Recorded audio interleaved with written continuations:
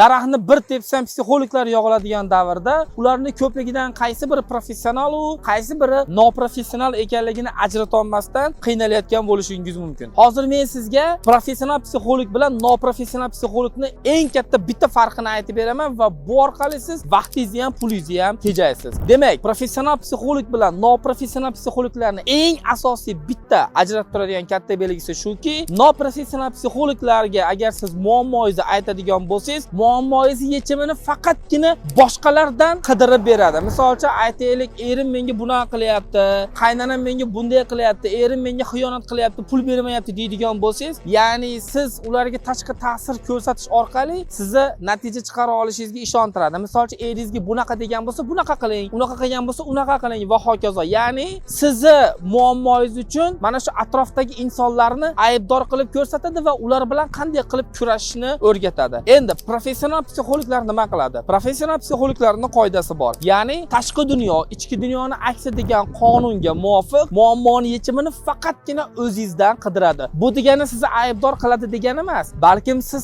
qaysi o'y-hayollaringiz va ongosizdagi dasturlaringiz orqali bu muammoni hayotingizga olib kelganingizni batafsil tahlil qiladi va shunga qarab faqatgina o'zingiz bilan ishlash orqali, o'zingizni ichki muhitingizni, ichki dasturlaringizni o'zgartirish orqali tashqi dunyongizga ta'sir qilishni tushuntirib beradi. Xo'sh, shu kungacha siz kuzatadigan psixologlar professional ekanmi yoki noprofessionalmi? Izohlarga yozib qoldiring.